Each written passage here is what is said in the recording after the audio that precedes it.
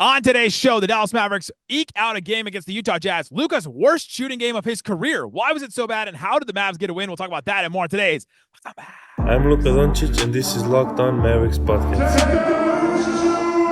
If you don't believe, you shouldn't be here. We're cracked. You are Locked On Mavs. It's great, Rusty. Your daily Dallas Mavericks podcast. No one's dying. Part of the Locked On Podcast Network. Amazing. Your team every day. Still can't eat milk.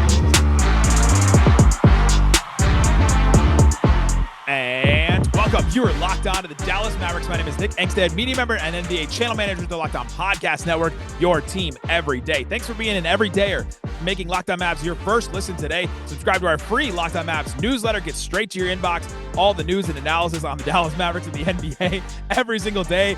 Take a picture of the QR code or click the description. There's a link there that you can go check out that. Today's episode is sponsored by Game Time. Download the Game Time app, create an account, use that code LOCKEDONNBA for $20 off your first purchase. And joining me from the great Slightly Biased YouTube channel, the Postgame Prodigy. What you got for me, Slightly Biased? Oh, man, feeling good. Some people call me a weekend warrior. I'm not a weekend warrior. I called them that in take one. Yeah, take one. We've had some technical difficulties here, but just like the Mavericks tonight. That's right. You don't start off hot. You don't have your best performance, but you pull through when it matters most. That's exactly right. Exactly how it went, and that's why you're the professional. So the Mavs get a win against one of the worst teams in the NBA. The Jazz, I think, are going to be very bad this season. The eke went out. It just was a back and forth game that shouldn't have been. Luka's worst shooting game. We'll talk about that. We'll talk about Spencer Dinwiddie getting some big minutes in this one and hitting some big shots. We'll talk about what Lively brought, Naji Marshall brought, a bunch of other guys. We got to see Omax for a couple seconds there. Break down all that. But let's start here. Legitimately, Luka's worst shooting game of his career. He's never made 5 shots or less when taking at least 22 attempts from the field. To me, it felt like this was a very unserious game from Luka Doncic.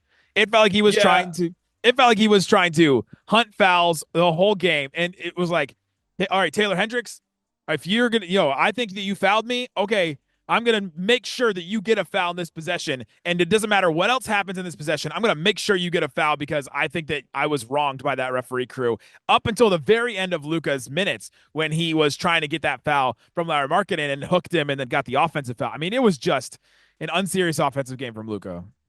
Yeah.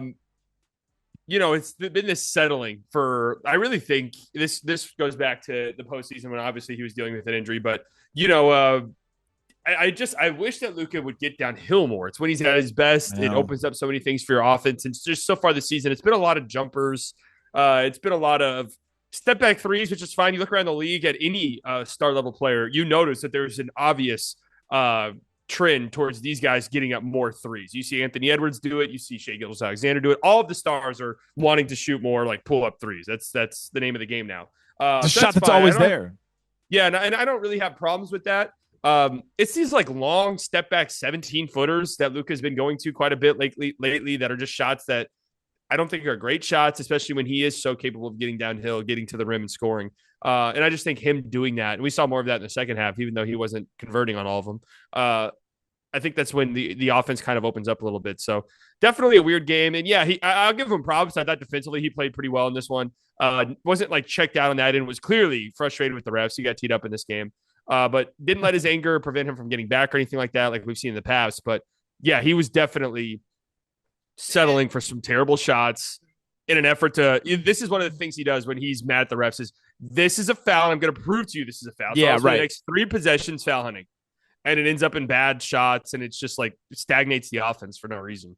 It's what it felt like kept happening. I mean, they finished with 110 offensive rating, which is average. It's 51st percentile. It's literally like right in the middle. So they ended up with like an average offense. But against this Utah Jazz team that had allowed 126 points in one game, 127 points in their other game, I was ready to see this Mavs offense just completely break open and just look like the juggernaut Mavs offense that we've been hoping to see. And we didn't see that at all in this game. And I think some of it's because of Luka. I mean, Luka, what he finished with, at one point in the fourth quarter, he had 10 points. He finished with 15. Usually he has 34. And so that's 20 points. If they score 130 points, then you're feeling good about the offense. And, they did get the blowout that you thought they were. No, the offense is much better. It literally was just, we were missing 20 points from Luka Doncic in this game. Yeah, I mean, you can spin it if you want to go the very optimistic route. That is a sign for their offense because Luka's not putting up 15 points. You said it was the worst shooting night of his career. We know who Luka is. Just a couple games ago against the Suns, he just rolled out of bed and scored 40. Like it was literally nothing. So we know what he can do as a scorer. So the fact that they were still able to pull out a win in this one, the fact that the offense was able to get going down the stretch of the game is encouraging.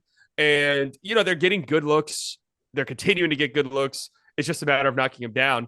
They were 3 of 14 on corner threes tonight. Like that's a terrible, terrible number on what is. 17 corner threes is great.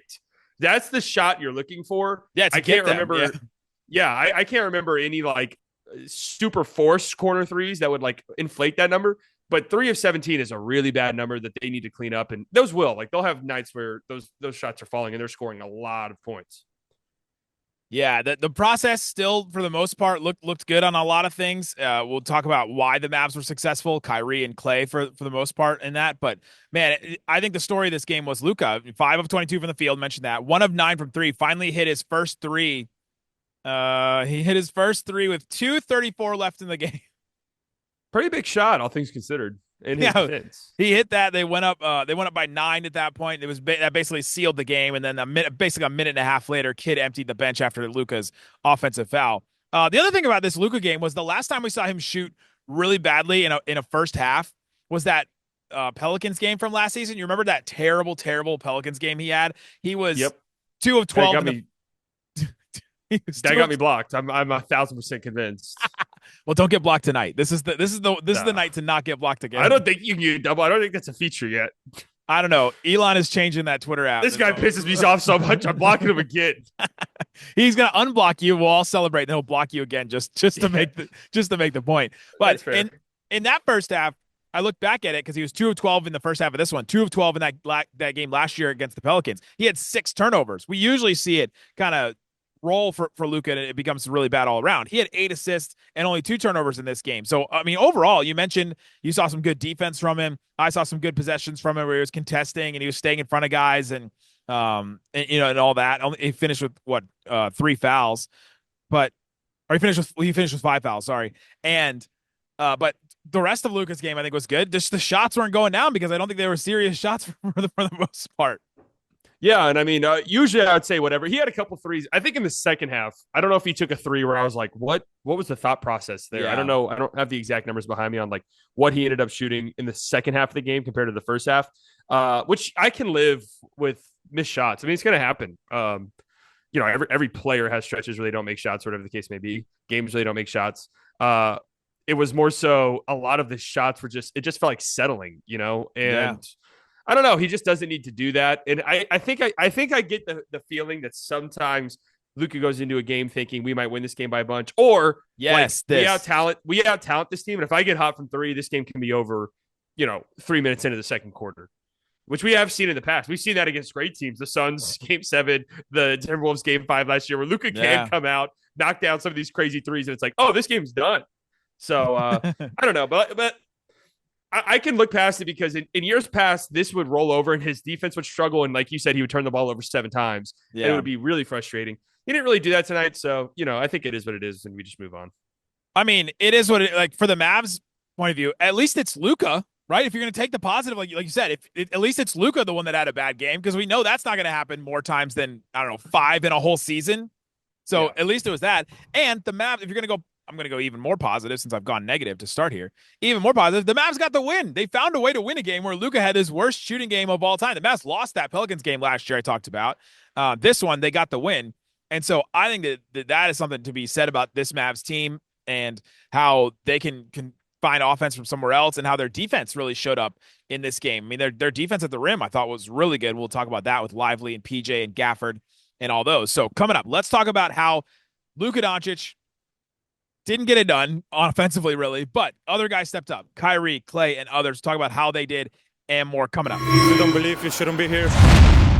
Today's episode of Locked On Mavs brought to you by Game Time. Download the Game Time app, create an account, use that code LOCKEDONNBA for $20 off your first purchase. Game Time is awesome. You get to go to comedy, concerts, theater, shows, all kinds of different stuff, and you can just go browse. Just go browse Game Time. See what is there, and you'll be surprised at how low some of the prices are. Right now, curation makes it easier to save more on sports, concerts, comedy, theater. It's going to pick things for you, so that'll be great. You know, everybody's got an algorithm.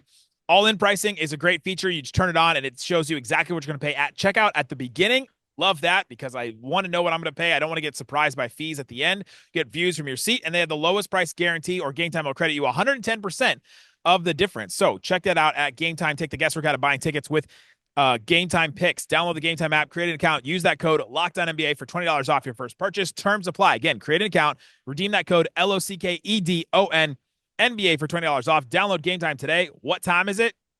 Game time.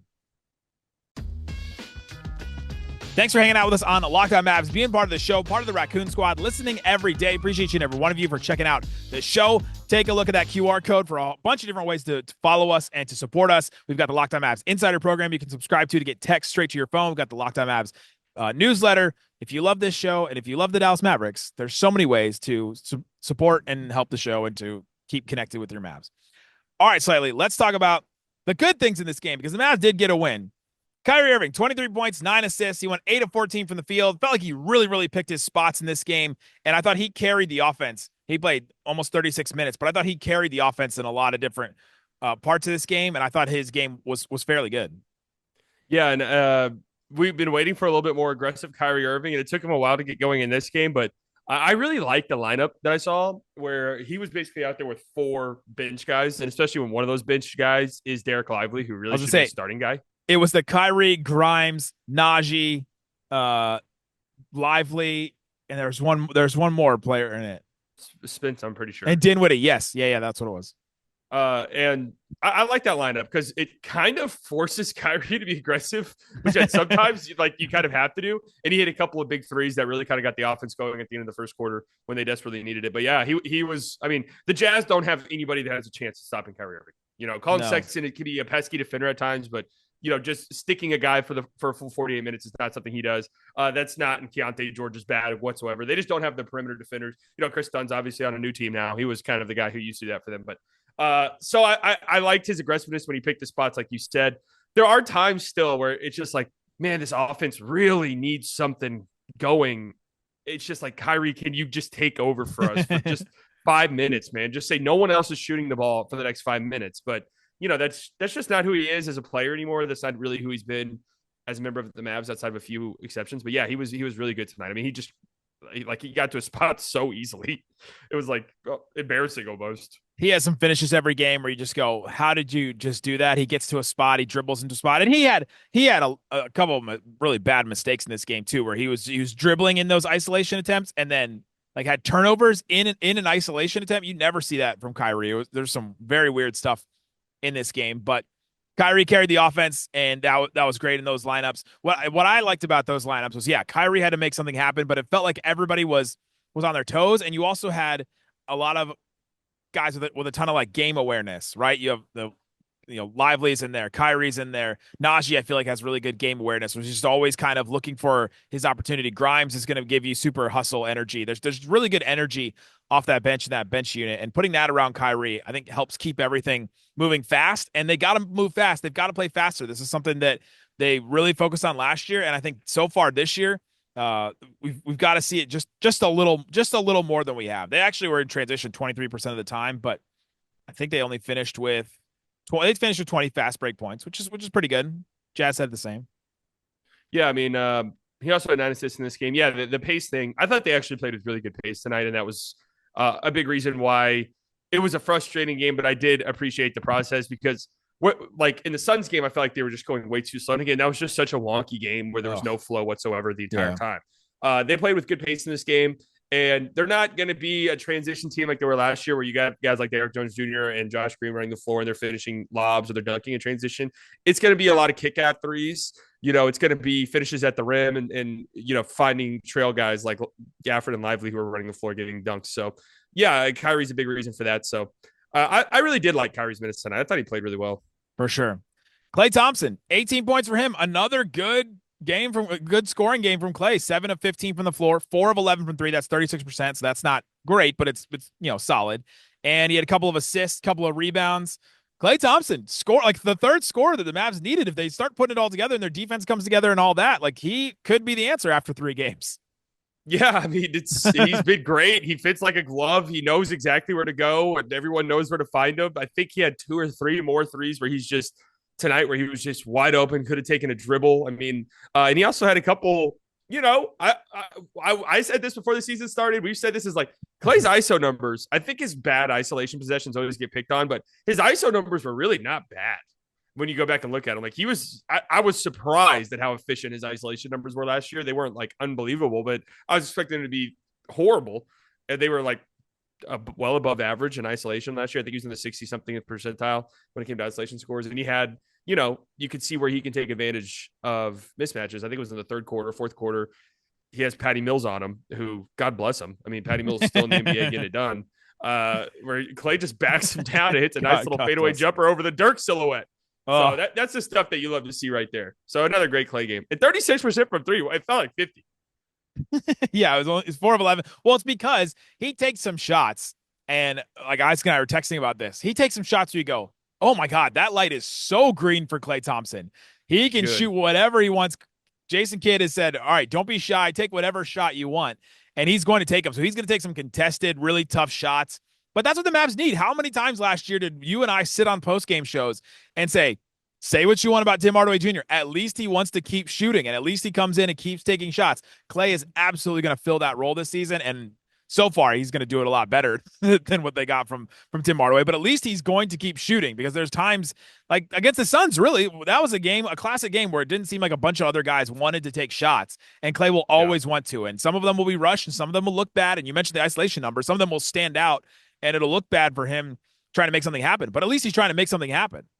Yeah, and the volume 3-point shooting thing, that's an important stat. Teams look for that. That's why guys who put up a bunch of threes but it might not have the most efficient 3-point numbers are always getting picked up by teams and are always getting looked for by teams, because that's an important thing. The difference is between him and Tim is I feel like Tim was just literally stationary.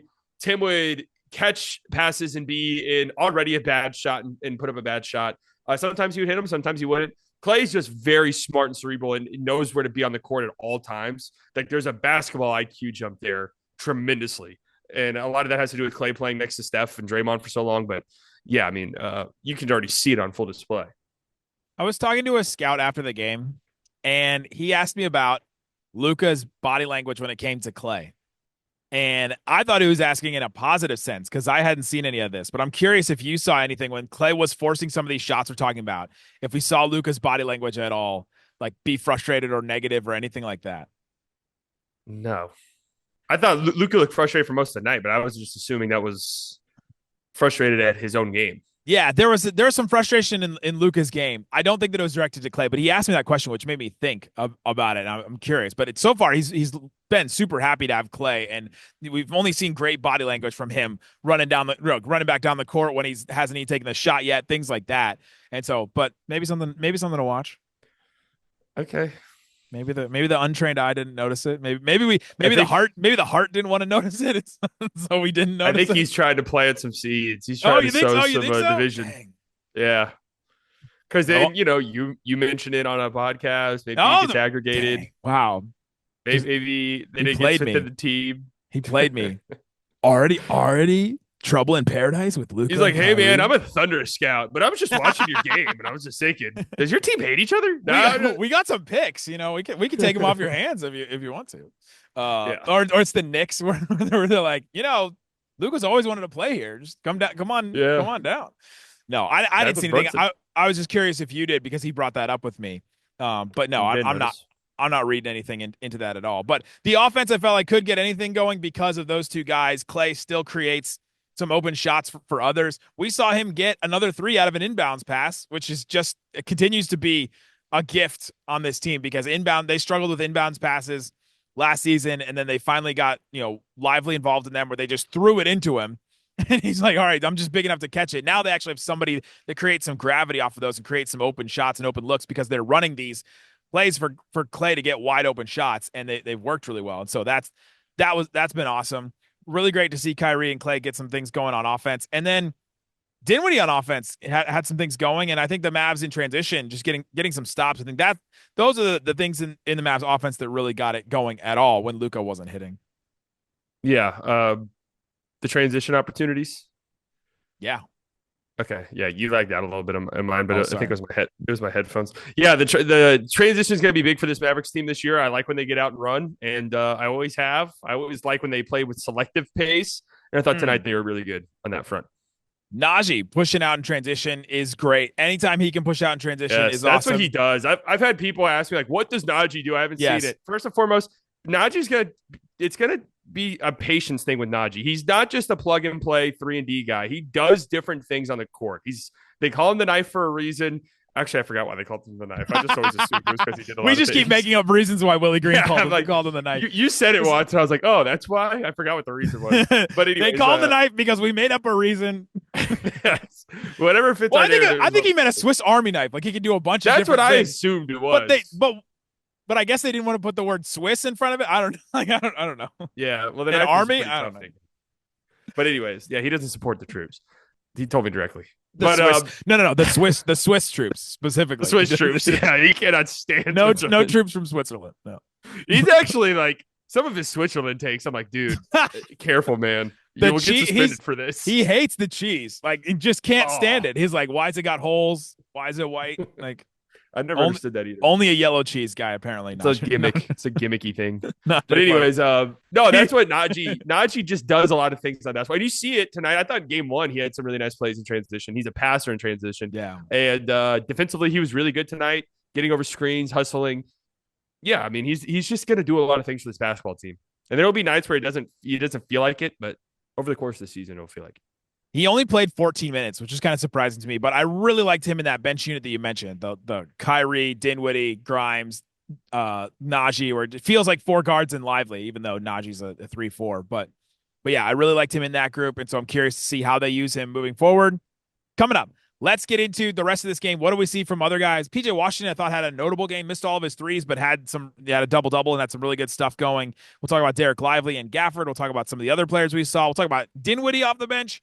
Lots of other things coming up. If you don't believe, you shouldn't be here. Shut it down! Oh, no! Let's go home! All right, Slightly, let's get into the rest of this game. Bunch of other things from this one you could take away. Let's start with the bigs. Lively, 26 minutes, didn't start again. Daniel Gafford, 20 minutes, did start. We saw the two of them impact the game in different ways. Lively, 14 points. He finished a bunch of buckets and got some dunks and things like that. Only had 4 rebounds, but 3 of them offensive. He's got that Tyson tap out where he taps back the rebound. He's got that down really well. He's been working with him. You could just tell. 3 blocks for Lively. Then Daniel Gafford, 9 points, 7 rebounds, 4 offensive rebounds for him. And then 3 blocks for Gafford as well. They were just, murdering at the rim. Yeah. I thought Lively was phenomenal tonight. I thought he was incredible defensively. Like this was a notable game defensively for Dereck Lively, switching out, guarding their perimeter guys. Like anytime he got switched out on Jordan Clarkson, I don't know if Jordan Clarkson got one singular good look at any of those possessions. No. Jordan Clarkson was trying his hardest to get a good look off of that. And he did a great job. I was worried about Walker Kessler entering this game, just full stop, just because he's had a really good start to the season. And, the Mavs bigs, they were good against the Spurs, but outside of that, the Suns game was really, really bad. So I wanted to see a nice bounce back game for those two. And I thought Lively was incredible. I thought Gafford made some plays for you. I'll just be upfront and honest. I'm ready for this experiment to end. I just think it's time for Lively to start. He's better. He's the better player. And I do really like Gafford. Gafford's a great bench big to have, like a phenomenal backup center in this NBA, in the NBA, and a fine starting center as well. But I just think Lively is the guy. I think Lively gels a little bit better with that starting unit. And with this team, 3 games now where they just haven't been very good in the first half of the game, the game, just get off the better starts, man. It's kind of frustrating to me. If you want Lively to play against bench units, you can do that later. It doesn't have to be the first quarter and the beginning of the third quarter, right? Like get off to some better. I'm with you on this because I think that they wanted him to play against second units. I think they thought that it would be better for Gafford. If this is just for Gafford to feel better about himself, we gotta grow up. You gotta play the best player and play the best player in those lineups so that they can take some leads early on in this game. I think it'll happen. We saw Jason Kidd experiment with Dinwiddie coming out of this game where he didn't barely play at all the first two games. So I think he'll mess around. And I think he'll eventually get to it, but I can understand you being just done with this experiment because I kind of am too. I'm ready to see Lively with that starting group a little more. And you can mess with their minutes after that. It doesn't have to be a clean rotation with them. Yeah. You can play one with the other and play Lively against bench units later. And I mean, there's time in a game. Yeah, and I just get your best five out there and let's just tip ball and let's go. If it was going really well, if the offense was like awesome and we were seeing all this, I would think I would have a different opinion. But going off of the results and seeing how slow they've started, make that change. Like do that change already. Yeah. I mean, right. Look at the man in the mirror. I'm asking him to change his rotation ways. Yeah, we're saying this. Any clearer. We're saying this to the Mavs, 27-19 first quarter. So they did start well, but the caveat there is Kyrie hit two threes. Kyrie hit two threes in the last 30 seconds of the quarter. They had 21 points until like the last 30 seconds where Kyrie hit 2 threes. So I'm not really going off of that at all. Also, 27 points is not great in the NBA anymore. 40 is great in a quarter. No. Yeah. And defensively, they were great. I mean, really the whole game. Sure. And Gafford was pretty good defensively. I thought John Collins was kind of torturing him, though. But John Collins just caught fire a little bit here tonight. John Collins hit 3 threes to start the fourth quarter in the first minute 40. It felt like the Mavs quarter. we might see some bench guys, 6 minutes left in the game. John Collins said, "No, buckle up, guys. We're going to make this as uncomfortable as possible. It's my time. DFW, let's go." Yeah, he loves playing the Mavs, man. Former future Maverick, John Collins. Former Maverick. Spencer Dinwiddie, 23 minutes after playing just 3 the other night against the Suns. 11 points, hit 3 threes, went to the free throw line 4 times, had a couple of fouls, but 1 assist, a block shot. What did you think about Kidd making this decision to go with Dinwiddie now? I was not surprised by it because I mentioned it in the episode yesterday. No guard so far, and Dinwiddie hasn't gotten a shot. And Dinwiddie was always going to get a shot, especially early in the season. So this makes complete and total sense that he got into the game tonight. But Hardy hasn't shown enough, I think, to win that spot. Grimes hasn't even gotten a chance. I'm curious what's going on with the Grimes minutes. I have to be honest with you, because he, to me, is the guy. He is you. I saw people in the comments making fun of you for your Grimes take before the season started. Dereck Jones Jr. was not great to start the season last season. Yeah, that is true. Reggie Bullock didn't play a lot to start his first season in 2022. This happens. Yeah, it does happen. But Clay's also been very good.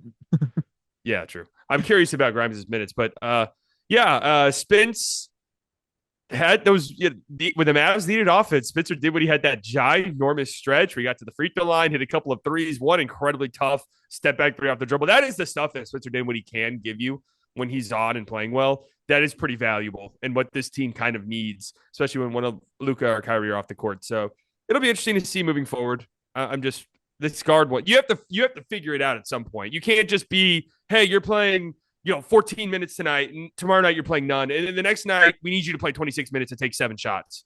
That's not for these guys. That's not going to work. Yeah, and one of the things we said about the NBA Finals last year is Kidd still didn't know the rotation, still didn't know who he could trust in those minutes. You got to figure that out this season. Of course, there's 79 games left to figure that out. So they still have time, but you know what I was thinking tonight? 79 is not that many. Well, no, that's actually a ton. But anyways, watching a guy like Colin Sexton, there might be a market for him at the trade deadline. And that's a sneaky thing the Mavericks really could need is this guard off the bench that is just, hey, this is our guy. We're not experimenting with 5 different guys over the course of the season. This is our plug and play. You're our first guard off the bench. Get out there and make stuff happen. He's a pit bull, man. He'll go after. I love his game. He'll go after anything. He's smaller than you think, but man, he'll defend really hard and try really hard. And yeah, I could see the Mavs getting behind that, and I could definitely see the Jazz trading anybody on this team at any point during this season. I've been disappointed with them so far. The Jazz? Yeah. Man, well, they played close. They played somewhat competitive tonight. They played competitive in their opening night against the Grizzlies and then got absolutely just destroyed by the Warriors. But yeah, I don't know. They're not good. It's not a good basketball team. And they had been starting Taylor Hendricks, who I was interested to see get actual playing time this season. And oh my gosh, he had one of the most gruesome injuries you'll see. Don't look at the replay, but terrible. No. Like they said, a fibula and an ankle injury. From my vantage point, I thought it was his knee, but it like looked like it was turned the wrong way. I mean, just a brutal non-contact.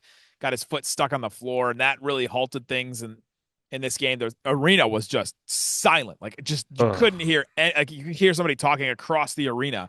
That's how quiet it was. But man, what a wild shakeup in the middle of that third quarter. Gruesome. And before we forget, we do have to talk about PJ because I thought he was incredible tonight. Yes. Yeah. Good call. 12 points, 11 boards. He had 2 blocks, 4 steals, 2 assists, missed all 4 of his threes. But man, he made an impact in a bunch of different ways. And this is exactly what they needed from PJ Washington. Yeah. He was incredible defensively tonight. Markkanen really didn't do much. And a big reason for that was PJ was the guy who was at least starting possessions on him. But he was everywhere. He was in passing lanes. He was deflecting passes, knocking balls loose, getting blocks. He was a big reason why you mentioned at the top of the show why the Mavs interior defense was as stout as it was tonight. And he was awesome. I thought he did good getting out in transition as well. Just a great PJ Washington game. The threes are just gravy whenever he's playing like this. Yeah, and you can just see him get so much open space on those. I hope those will eventually go down. He's not shot well at all to start this season. No. But he's doing the other things. 11 boards, like I mentioned, a couple of blocks at the rim. He's really long, and you play him next to a center, and you feel like the Mavs actually have size when you have both of those guys out there. You switch to Naji, and it just gets a lot smaller. And if before when the Mavs had Grant Williams at the 4 or whoever else, I mean, they played Derek Jones Jr. at the 4 sometimes. It just felt like they were small. And when you have PJ Washington, it feels like there's proper like modern NBA size on the floor at that point. And I hate to tie this back to officiating, but tonight they let them play. It was physical. Yeah, they did. Much more physical than the Suns game. The Mavs got away with some stuff. I mean, I'll just be honest. There was some the Mavs played very physically. And when they're allowed to play physically, they're a very good defense with this front court that they have. And you can really tell in those games, like, damn, this is a big team. When they want to be, this could be a big basketball team. Yeah, I mean, you can play Luka, Naji, PJ, Lively, and when Maxey comes back from injury, he was questionable, and then it was eventually out. But that's encouraging. You could play some. Yeah, it was encouraging to see that he was questionable, and then went to out instead of just straight up out for Maxey's ankle injury. But yeah, this team can play some big lineups when they really want to, and that's the key for the playoffs is to be able to play different lineups and to throw a big lineup out there that a team can't handle, and to be able to throw some fast lineups out there and throw some great shooting lineups. And they still got to find those great shooting lineups, but they will. Let us know on YouTube or on Instagram, Twitter, wherever else, what you thought about this game, what you learned from this game. Go check out Slightly Biased YouTube channel and take a picture of the QR code to get all the different ways to subscribe to the show and follow Locked On Mavs Insiders. Get text to your phone, Locked On Mavs newsletter, all that kind of stuff. Guys, thanks so much for listening to Locked On Mavs. Peace out. Boom. Technology failed us tonight. Oh, so bad.